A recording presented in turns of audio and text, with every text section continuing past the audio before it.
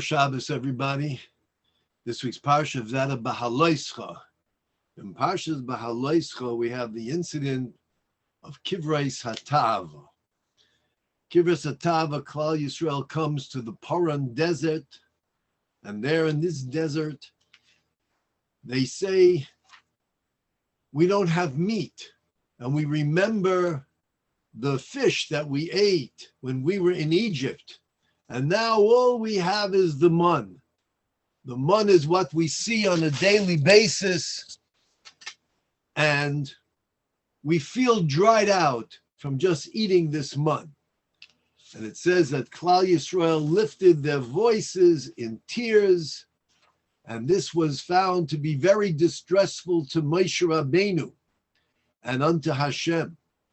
And it says that Hashem was chorein vayichar af Hashem ma'od, and the element, the attribute of anger came before Hashem, and this was very bad in the eyes of Moshe, to the extent that Moshe Rabbeinu said, Hashem, why did you cause me such distress? Why did you place the responsibility exclusively upon my shoulders? Where am I going to get food, meat, fish? Where am I going to get them the delights that they desire?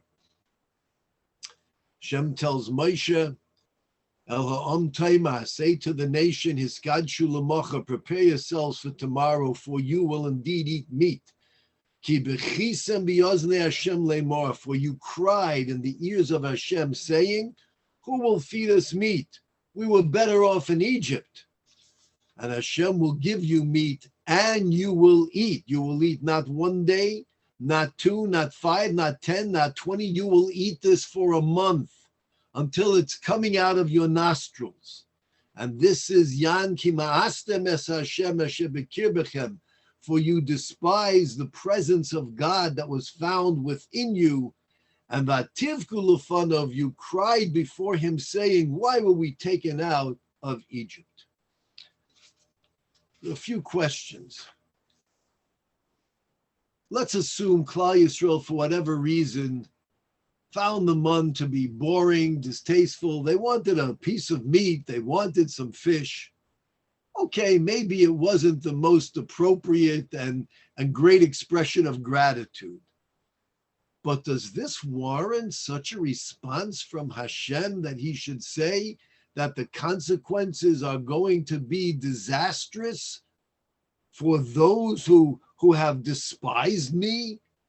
And indeed, we find that there were those who perished when they ate this meat, before they had a chance to even chew it. I mean, what is the terrible thing? It's a lack of gratitude. Fine, Klal Yisrael should be disciplined. But to warrant such consequences, how do we understand that?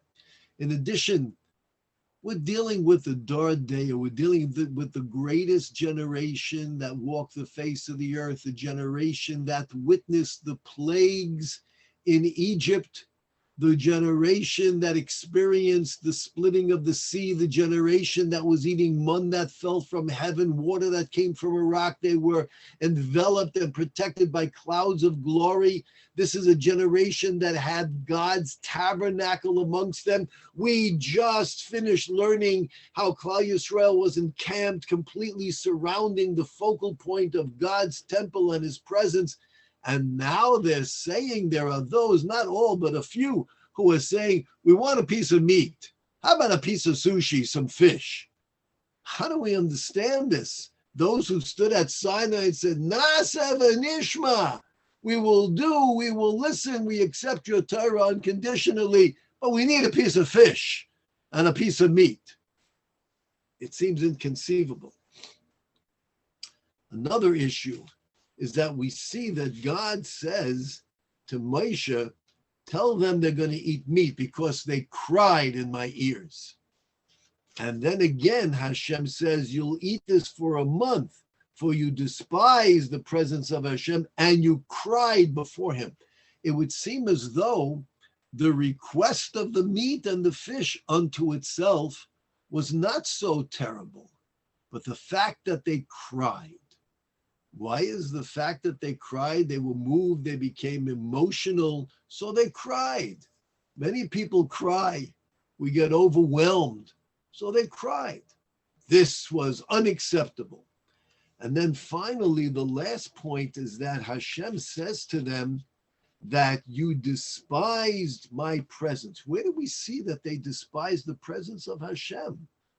And you said, why did we leave Egypt? Okay, it's true they said we remember the food we ate in Egypt, but I mean, where do we see that they despise Hashem? We love Hashem, but I'd like a piece of meat.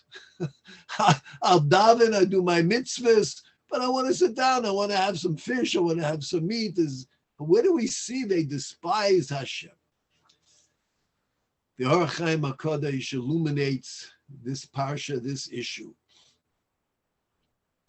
And he says that when Klal Yisrael began to cry, that was the straw, so to say, that broke the camel's back. The fact that they didn't appreciate the man, okay. The fact that they wanted some meat and they wanted fish, okay, we can live with that, even though it's really unacceptable behavior. But when a person cries, especially an adult, it's an expression of hopelessness. You know why I'm crying? I have nowhere to turn. I have no advocate. I have no benefactor. I have no one to see to my welfare. And that's when they shed tears. And that's as if they are saying that we have nowhere to turn. What about Hashem? We don't think that Hashem can answer us. We feel as though we're distanced from Hashem. And this is what Hashem says. You will move to tears. You will move to a point in which it penetrated your mind that I would not be there for you, or I could not provide what you are requesting. That is totally and thoroughly unacceptable. This is why Hashem is emphasizing they cried before me. They cried in my ears. And what did they say? They say they wanted meat, they wanted fish.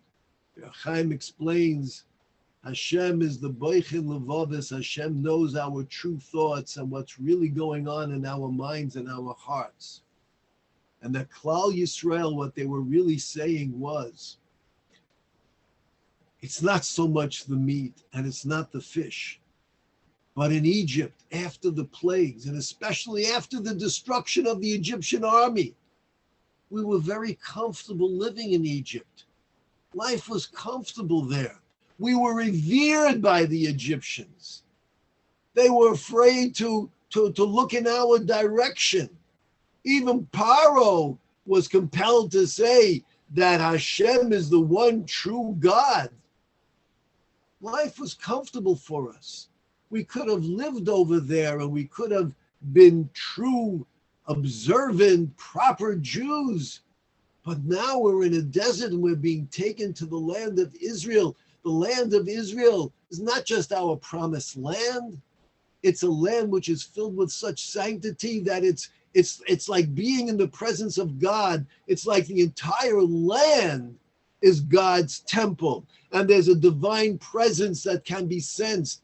And the requirements of our behavior are going to be so great, we don't know that we can fulfill it. The mitzvahs that are involved in the land of Israel, the produce, everything that grows, and the tithing, and all the sanctity, and everything that is involved, it's overwhelming. We're not sure that we have the ability to deal with this. That's what they meant. This is what God understands. That's truly what's going on in the psyche of the individuals. It's not the meat, it's not the fish, but we remember life. Life was comfortable in Egypt, and that's what we remember. We didn't have the challenge of living up to a life of existing at Mount Sinai 24/7 with God's divine presence all around us. That's what was happening.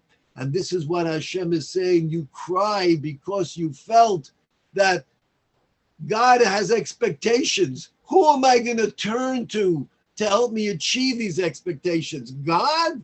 God is testing me. He's going to help me on my test. When a teacher gives us a test, do we turn to the teacher for help? No, we're being tested. I don't think I can deal with this challenge. And this is what Hashem is saying, that Ki tov lanu b'Mitzrayim, you said, who would give us meat because life was better in Egypt? And therefore, Yan ki ma'astem es Hashem asher b'kirbechem, you despise the presence of God who is within you and amongst you. Meaning, no matter what the challenge, there's no such thing as being overwhelming to a Jew, because we have Hashem. He's our Father in heaven. And if life, yes, we have challenges, but when we turn to our Father, when we turn to our Mother, when we say, I need help, they will always be there for us. And this was the complaint. You looked upon me as if what? I'm giving you a test and I am removing myself and I'm not concerned with your every need and your every circumstance and situation. It's as if you despise my presence. You didn't comprehend my great love for you. And therefore you said, Lama zayatzonu miMitzrayim, why were we taken out from Egypt? That's what was really going on here. And what took place here is not just telling us of past events. As we know, everything in the Torah is revealing to us our own nature. And this mistake that was made by some, not all, some in Klal Yisrael is repeated day in and day out. There are those who say, God gave us a Torah, he gave us a Shabbos. You can't keep Shabbos in America. Maybe in Europe. You can't observe Shabbos in America. It's impossible. How are you going to go to school? How are you going to do your business? It can be done. Are there challenges? Of course. You can't keep kosher in today's day and age. What? When you're gonna relinquish this, you're gonna limit yourself to that. Yes, we can. We can. Is it challenging sometimes? Yes. Many of the mitzvahs can be challenging. Fasting on Yom Kippur is absolutely challenging, but it can be done. And if we find that we are in circumstances in which I recognize that maybe I'm a little bit weak, maybe I can't handle this by ourselves, Hashem says, turn to me. Speak to me. Speak to Avinu Malkeinu, our Father, our King. Tata, Daddy, I need your help. Can you help me? I need your help. I'm trying. I'm sincerely trying, but I'm feeling a little squeamish here. I'm feeling a little weak. I need some assistance. Please, I want to do the right thing. And Hashem will always be there. Hashem Elokeinu, Hashem Imanu, HaMelech Yaneinu V'Yom Tzarenu. God will always answer us and always be there for us.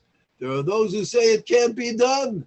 And yet we see how many Jews are embracing their faith, who with great pride are taking their stand and saying, I can keep kosher, I can keep Shabbos, I can do Yom Tif, I can enjoy and I can bask in the glory of our rich heritage and the magnificence of these mitzvahs.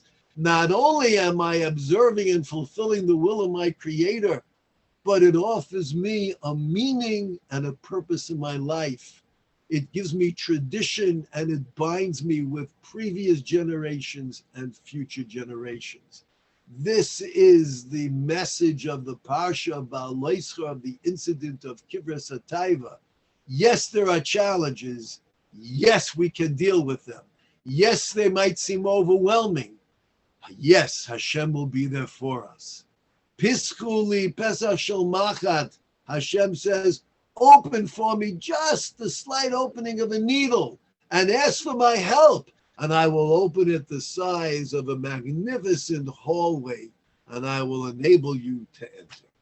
Stay safe, stay healthy, and stay Jewish. Have a wonderful Shabbos.